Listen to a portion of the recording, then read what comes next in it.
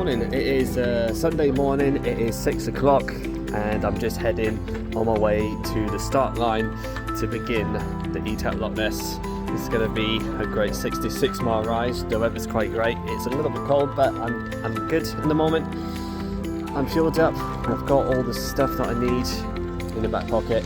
Anyway, we are on the way and we will begin. So my Osmo Nano camera is attached to the handlebar. Hopefully it's going to be as sturdy. So, but if not, then don't worry. There will be some footage on the way. So anyway, right, let's begin. See you at the start line.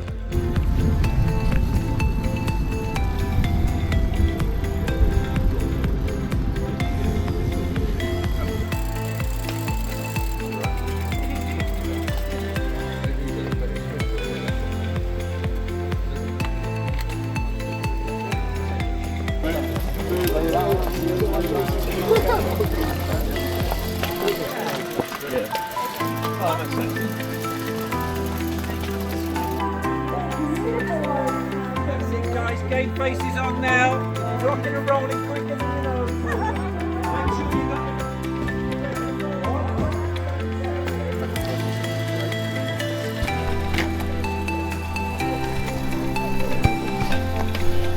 Good morning, wave number 12. How are we? Shall we try that again? Good morning, wave number 12. How are we? That is lovely.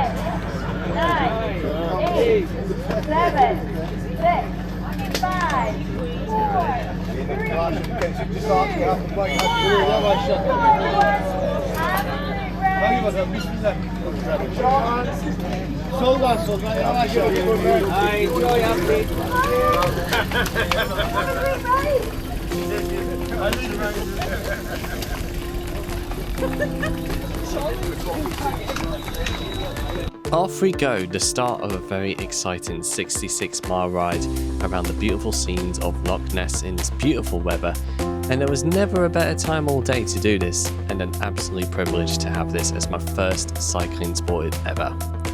There was a total of 6,600 riders that took part this year, which was a record from previous years, and I am humbled to be one of them. Anyway, we have started off from Boot Park, the place where many different events have been held, including the infamous half that I did back in March, and later will be the full Loch Ness Marathon. And we followed along the A82 road towards Fort William, although we will only be passing through a few villages such as Drumnadrochit, Invermoriston and Fort Augustus, before we turn around and ascend the Glendoe Mountain, which lasts approximately 4 miles, and it's all downhill and flat back to Inverness. Seeing as this is a sportive and not a race, it is a time-based event just to see out of interest how long it takes us to complete the route as well, as a King of the Mountain segment for the Glendoe climb, which I will talk about it later. I started off nice and easy just to warm myself up, and it was a little bit cold to start with. I'll admit I did feel my leg muscles shaking when I approached to the start line, but that's probably due to the cold, and I've said to myself, I'll be fine once I start pedaling. Another best thing about this event is that it is the UK's largest closed road event for cycling, which makes the experience so much better, and it goes to show how organised the event really is. Throughout the whole course it has been a very smooth riding experience, and at the start it was a little crowded, but we've all been very good at cycling safely and allowing faster riders to overtake, and great use of communication. So for example, when someone wants to overtake, they will shout either on your right or on your left. So you move to the left or right to allow them to safely pass through. Also pointing out hand signals for any obstacles that is a safety hazard, such as potholes and even water bottles and clothing. I have seen quite a lot of those throughout the whole course, and it is very easy to not realise it until you finish the ride and you'll be like, oh, it must have fallen off. Anyway, at first I was a little worried as I had never ridden with a group before, but this was far better than I thought it was going to be. So I spent most of my time on the left hand side of the right lane because I was picking up speed and energy, and I knew that I was going to overtake a lot of riders, so it makes sense to me for sticking with that.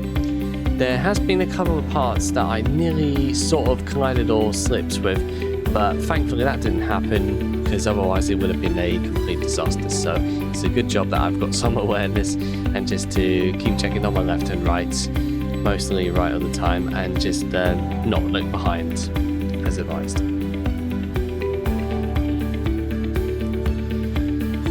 The first half of the route is pretty much mostly flat with some decent inclines, and my god, what a scenery that was. I've been looking left to see the Loch Ness in this beautiful weather, and although there are some parking spots like some riders do to take photos, I've decided to push on because I've got so much energy and power in me to carry on and just really enjoy it, and at the same time try not to push too hard.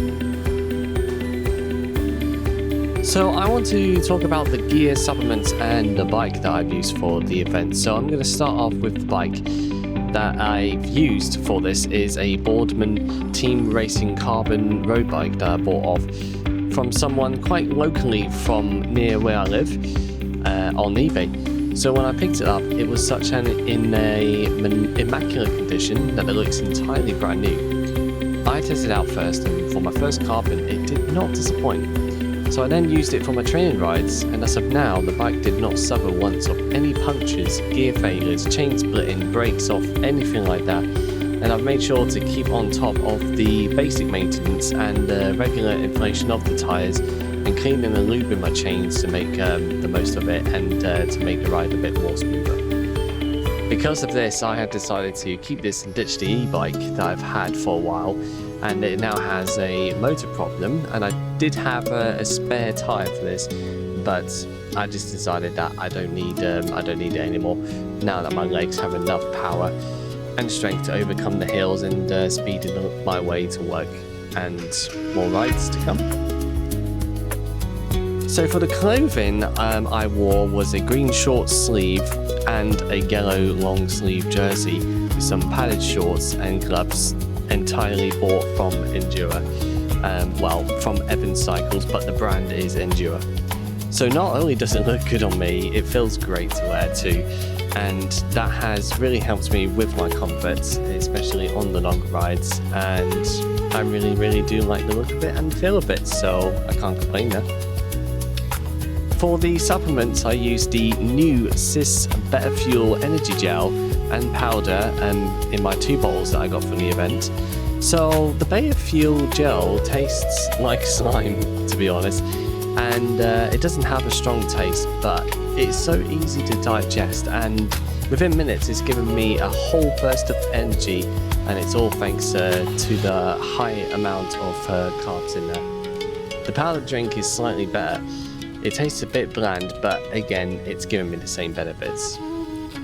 So the energy gel in the Cis Better Fuel contains 40 grams of carbs, and the powder contains 80 grams of carbs per serving, which is basically the whole sachet. I also ate a protein bar, which was not the best idea for me because I will admit I actually did struggle with some flatulence. So I do apologise to those who were behind me at the time that I passed wind. So my apologies there.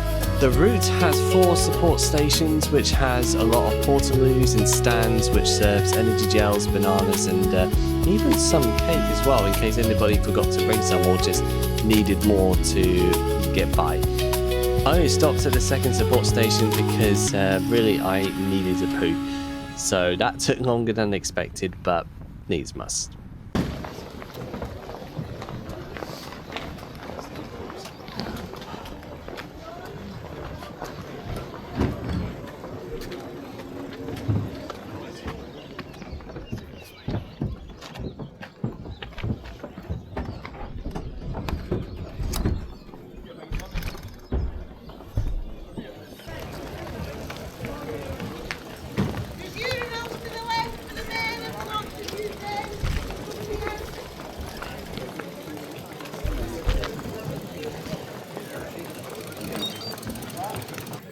Right, so I'm just at the second support station and we're just over halfway, so roughly about the 43rd kilometre, probably 25 miles, and we're getting close to doing the King of the Mountain. So, so there is the big climb to do, so I'm looking forward to that. So hopefully I can climb without stopping, and then we'll hear the pipers, and then we'll do another shot there, and then it's all downhill.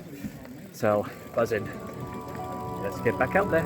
So after several minutes of a long poo and refuel, we're back on the road towards Fort Augustus. And as we edge closer to the start of the King of the Mountain segment, I'm so eager to do the climb without stopping or dismounting and walking up with it.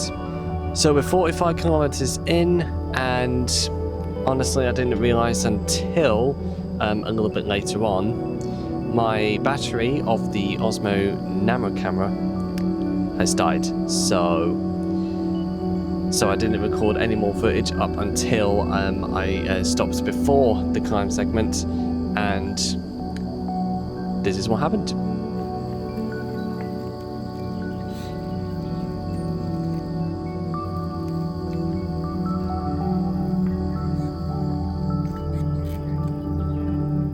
Right, just quickly had to stop because I've just realised that my camera is out of battery, so I put it in the dock, and I think I may have to hold it as we're doing the climb, as I want to actually get the footage of that anyway. So anyway, I'll just have a quick drink and then let's do the climb. Here we go. Here we are then at the start of the King of the Mountain stage. So it is a 4-mile climb with a maximum gradient of 18%. The only good thing is that it's broken up into 3 stages with some flats in between. The first climb is the hardest because of how steep it is, as you can see right now in the footage. The other 2 sections was okay, but it's still hard because obviously of the first climb. That's to go out of view. When doing a climb on the bike, it's pretty much the similar thing with running.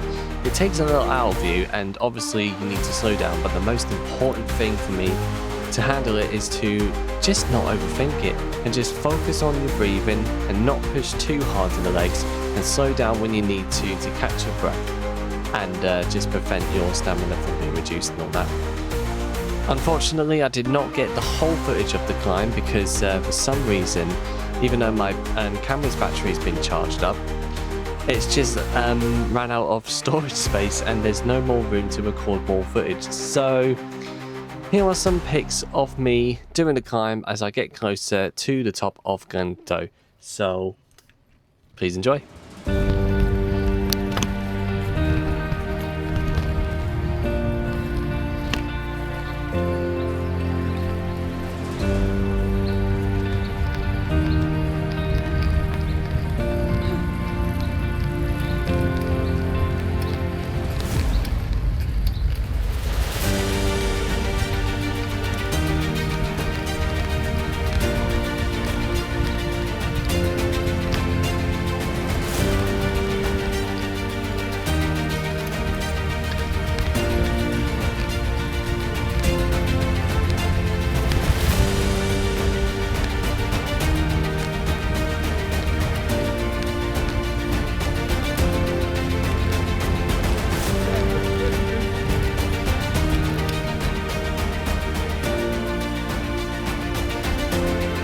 Right, here we are, top of Glendoe Mountain.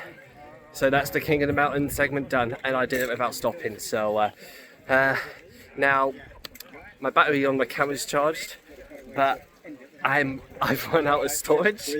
So I'll probably see you at the finish line, because at the moment I'm not carrying the phone and record some footage anyway. So I might try and mount it, but I just don't think we can do it anyway. So so it's just a downhill now.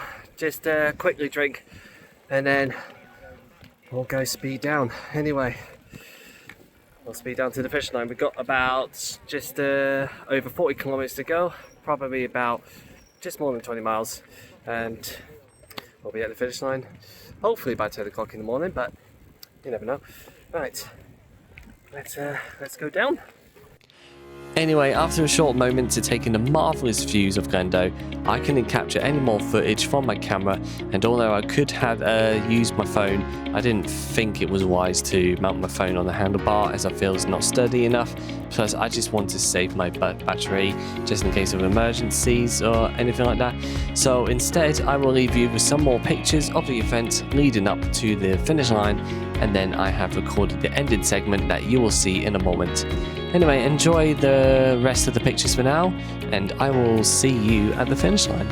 I do want to say a massive thanks to the supporters that passed by for giving us riders encouragement and bringing in the energy that we need, and also a massive thanks to all partners and any associate businesses for providing a lot of stuff for us. And a big thank you to the organisers for making this event memorable and enjoyable for riders like me and to those who are doing it for the charities. Anyway, here's the ending segment that I haven't recorded just in case, so I'll just hand it over to that. Thank you. Right, so that's the Etape Loch Ness done. So the official chip time is 4 hours 17. So although I did have like 30 minutes worth of pit stops, including one that is quite a long poo break, not gonna lie. But so according to my Strava, my moving time is 3 hours 43. But so I'm really happy with that anyway. So it was really great, and I've actually realised I've gone a long way down. 1 second. So to be absolutely honest, it was easier than I thought it was going to be. Although the only hardest thing is definitely the climb up to Glendoe. So I have to really slow down, and I was tempted to like just walk for a bit, but I actually didn't, so I didn't stop. So I need to find out how long it took me. So the actual result should be on the screen right now below, so you should be able to know. Anyway, but other than that, it was a great experience, and for my first sportive event. And you know, I'm familiar with Inverness and the Loch Ness area as well, and it's officially my first time riding alongside the Loch Ness anyway, and the weather's perfect for it anyway. It's not too cold. It was a little bit to start with in the morning. Samra Saeed! Oh, Samra Saeed has crossed the line! Superb! We were told you were the last rider! Samra! Yeah, from the cycle system! I think there's 2 more. Anyway, so just in the event that I don't get into a London Marathon next year, I'll be doing this as well, so I would definitely like to come back and do it again next year. Anyway, it's just absolutely brilliant, and I'm feeling really good about it, although I'm knackered, but my legs are still intact, so I'm really happy with that. So that's my second event done. So move on to the next, which is Tough Mudder at London West. So that's in a couple of weeks' time, and buzzing for it. Anyway, also apologies for my Osmo Nano camera. Well, not only did it run out of battery, and I did put it on charge with the Action Pod, I actually realised we're out of storage. So I can only capture what I've got, but I've managed to get the starting climb back anyway, so and then I've managed to get some phone footage on it as well, so again, that's on me. Anyway guys, I really hope you enjoyed that anyway. So despite the limited selection of footage up on here anyway, but yeah, give it a thumbs up and subscribe, as there'll be more content coming, and there's loads coming within the next few months anyway. So we've got some Tough Mudder to do. I need to get my finger out for the world's toughest mudder information, so I did say it's coming soon, but it is going to be really soon. So, and we also got a couple of half marathons, a couple of 10k races, and my first full marathon will be back here, so in September, to wrap things up. So Good stuff. Anyway, guys, I'll see you on the next one.